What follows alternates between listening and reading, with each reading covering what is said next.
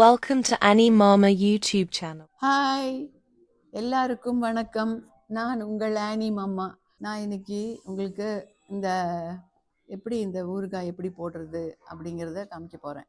ஊறுகாய் பாருங்க, ஊறுகாய் இதில் வந்து மாங்காய், முள்ளங்கி, கேரட்டு, பச்சை மிளகா, வெங்காயம் இது எல்லாமே இருக்குது இதில். ஓகே, இது நான் எப்படி செய்ய போகிறேன்றதை நான் காமிக்கிறேன். இந்த ஜாரில் வந்துட்டு தண்ணி இல்லாமல் சுத்தமாக கழுகி அதை தொடச்சி அந்த ஜாரை தனியாக வச்சுக்கணும்.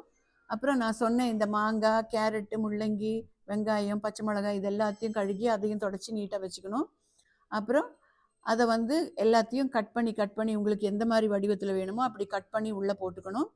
போட்டுட்டு அதெல்லாம் போட்டு முடித்த உடனே ஆல்ரெடி நம்ம தண்ணியை வந்து நல்லா கொதிக்க வச்ச தண்ணி ஆற வச்சுருக்கணும். அந்த தண்ணியை எடுத்துகிட்டு அதில் மேலே வந்து ஊற்றுறதுக்கு முன்னாடி என்ன பண்ணுறோம், 2 ஸ்பூன் தேவையான அளவு உப்பு போடுறோம்.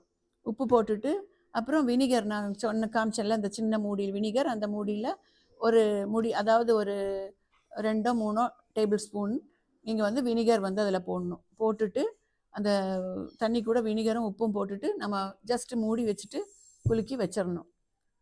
இது வந்து ஒரு 5 நாள் ஆச்சு அப்படின்னாக்கா நம்ம எடுத்து சாப்பிட்றதுக்கு ரொம்ப நல்லாயிருக்கும். இது மெயினாக என்னன்னாக்கா இது ரொம்ப நல்லது. எதுக்கு அப்படின்னா, யாருக்கெல்லாம் சரியாக சாப்பாடு சாப்பிட தோன்றது இல்லையோ அவங்கெல்லாம் வந்து இது ஒரு பீஸ் நம்ம அப்பிடைட்டுக்காக நம்ம சாப்பிட்டோம் அப்படின்னா நல்லா சாப்பிட முடியும். சில பேர்த்துக்கு வந்து காரம் சாப்பிட முடியாது, அதனால ஊறுகாயெல்லாம் சாப்பிட்டா ஒத்துக்காது, நெஞ்சு மேலேயே இருக்கும். அதனால இது வந்து ஒரு நல்ல ஒரு விஷயம்.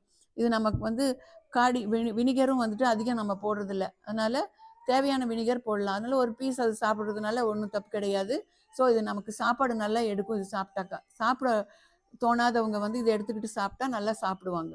இப்போ உதாரணத்துக்கு இது வந்து 1 லிட்டர் அளவு. இந்த 1 லிட்டர் அளவில் வந்துட்டு நான் ஒரு மாங்காய் போட்டிருக்கேன். இவ்வளோ பெரிய ஒரு மாங்காய் 1 போட்டிருக்கேன்.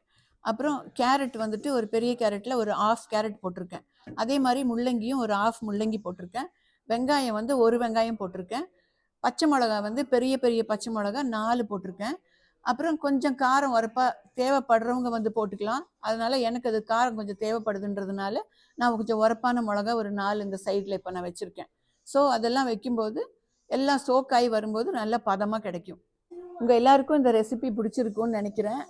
ஸோ நான் அடிக்கடி இந்த மாதிரி ஒரு நல்ல நல்ல ரெசிபிஸ் எல்லாம் நான் உங்களுக்கு கொடுக்குறேன்.